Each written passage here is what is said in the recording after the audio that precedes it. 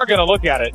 So foul there on Indiana, on Hull there. But then that is a technical. That is a technical. Dead ball, contact technical.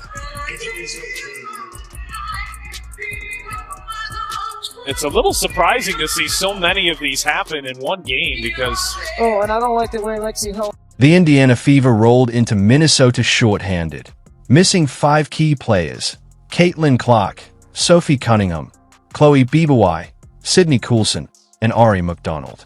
Even Odyssey Sims, battling through pain, suited up to keep the team alive. But just when the Fever needed a fair shot, the referees struck again.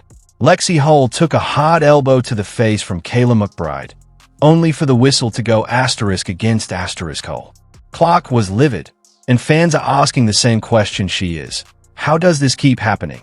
With injuries piling up and questionable officiating tilting the floor, the Fever's playoff hopes are hanging by a thread. Do you think the refs are targeting Indiana?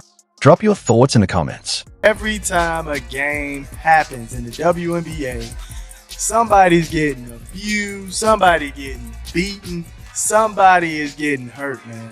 Somebody is getting hurt every game in the WNBA, and they just fail to realize this, fail to have any protocols on stopping the nonsense, man. My goodness. Imagine stepping onto the court against one of the league's most dangerous teams while more than half your roster is unavailable.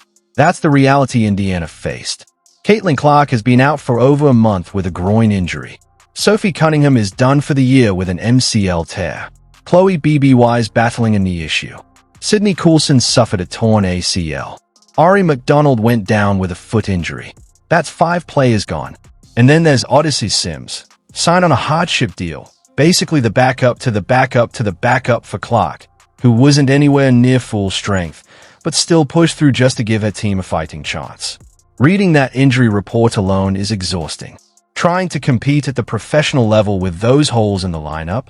Nearly impossible. The Indiana Fever's injury bug is getting into spooky territory. It seems like there's a new player every single day that's getting injured. Right now they have Caitlin Clark out, not sure if she will be returning this season. Sid Coulson out with a season-ending ACL tear. Ari McDonald out with a season-ending fracture in her foot. Sophie Cunningham out with a season-ending MCL tear. And then just today, before the game, they announced that Chloe Bibby would be out with a knee injury, and basically they just said it's soreness and they're just playing it safe. This avalanche of injuries didn't just sideline star power, it dismantled Indiana's entire structure. Their guard and wing depth evaporated overnight, forcing players like Lexie Hull and Kelsey Mitchell into survival mode.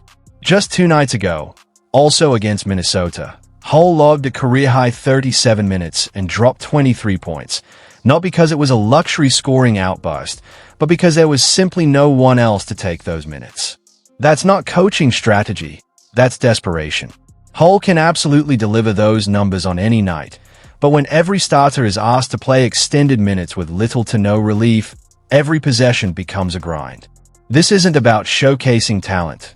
It's about enduring a workload that was never meant to be carried by so few. Lexie, did you come into tonight kind of expecting to play darn near the whole game just with the injury situation and then the personnel available? Damn, you played 37 minutes. I mean, you played a lot too, Kels. When did you play? 35. I mean, yeah, we're down people, so gotta suck it up, play a little tired a few minutes, and take in those timeouts as best we can. But yeah, I mean, we're down people, so everyone's got to do a little more. Indiana's survival plan has been duct tape and desperation. Hardship contracts signed just to keep enough bodies on the floor. Petty barely had time to unpack before being tossed into the rotation.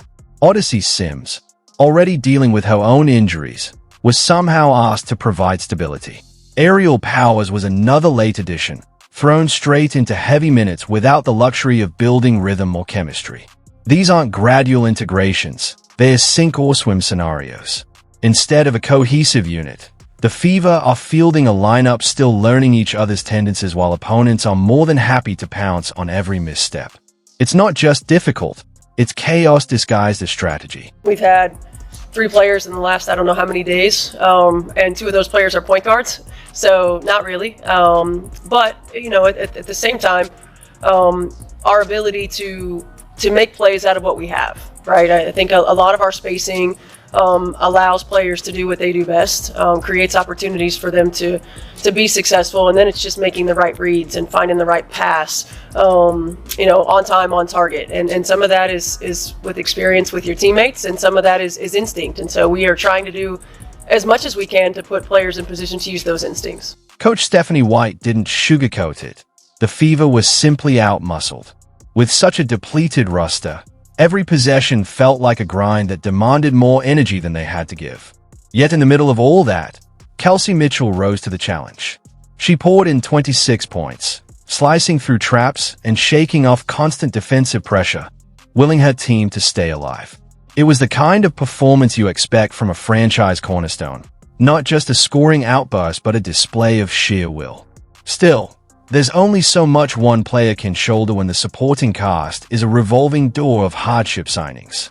Even brilliance has its limits when the foundation beneath it is patched together. At this rate, the Fever are going to end the season with a completely different team than what they started the season with. And even the players that they're bringing in on hardship or that they're signing midway through the season, they're now going down with injuries. The season from hell would be an understatement on this team right now. This defeat can't be pinned on effort. The Fever left it all on the floor. What we saw was a team in survival mode, clawing for every possession while staring down impossible odds. But the cruel twist is that the injuries weren't the deadliest blow of the night. No, that came from the officiating crew, who managed to tilt the floor even further against Indiana. When you're already running on fumes, the last thing you can survive is whistles that cut the legs out from under you. And that's exactly what happened. Here's Mitchell. I think that's a 2. Doesn't go. And now it's McBride getting Hull. That one might be a problem. Indiana just taking shots to the face. What do you do when the people meant to protect Fairness turn the game upside down? That's exactly what Indiana faced. Lexie Hull, already giving every ounce of energy just to keep her team afloat, takes a brutal elbow from Kayla McBride. It's the kind of contact you expect to draw a flagrant, maybe even an ejection. Instead, the whistle flips against Hull, the victim. The crowd can't believe it. The Fever bench is stunned, and Hull herself is left clutching her face, wondering how getting hit somehow turned her into the guilty party. Moments like that don't just hurt on the scoreboard. They crush a team's trust that they'll ever get a fair shot. And Hull is checking her jaw. Let's see that one again. Kayla McBride goes up, grabs the board, and she wants to get free because Hull has her kind of wrapped, and boy, that's a hard swing. They're going to review it. Fans thought replay would deliver justice, but instead it only deepened the frustration. The officials looked straight at the slow-motion evidence, Hull taking clear contact to the face, hitting the floor in pain, and still sidestepped accountability. Yes, they upgraded the foul, but not nearly to the level the situation demanded. It was the kind of halfway ruling that admits something happened but stops short of holding the right player responsible. In the end, Indiana still absorbed the punishment, while the player who delivered the blow skated by with minimal consequence. For Fever fans, it felt less like officiating and more like gaslighting. Boom! Right there. Oh my goodness. Boom! Right in the face, man. Right in the face. Now, like I stated, I get it. You might be mad that Lexie put her hand on your forehead. But fam, there is no reason for you to be throwing elbows to somebody's face like that. Come on, man. Throwing elbows to the face. Kayla McBride, 13 points for Kayla McBride. Hit Lexie Hull with an elbow. Foul on Lexie Hull. Hits Lexie Hull with an elbow, foul on Lexie Hull. I don't understand. This was intentional. Now, if it wasn't intentional, okay, give it a flagrant one. I understand it. She wasn't trying to do it. Cool. But this was intentional. All right? She had malice on the heart with this one. Bad intentions. Okay? She was trying to wreck some stuff up there doing this one. Hey, let's just keep it a grand, man. Let's just keep it a grand. Kayla McBride was trying to knock Lexie right on her booty cheeks, but she succeeded at, fam. Knocked her clean out. Look at it. Knocked her clean out, man. Oh my goodness. I mean, folded. Look at how her legs are folded right here. Come on, man. Knocking her clean out right here. That was bad intentions, dog. That was bad intentions.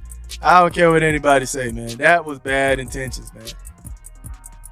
And the refs have to do something about it. You have to make sure that players don't feel comfortable getting out of pocket and doing things like that.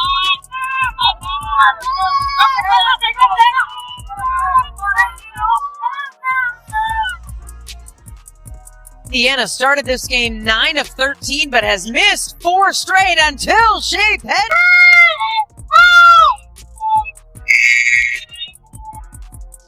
Reaction looked like it was a lot more violent than that. It still got to hurt, though.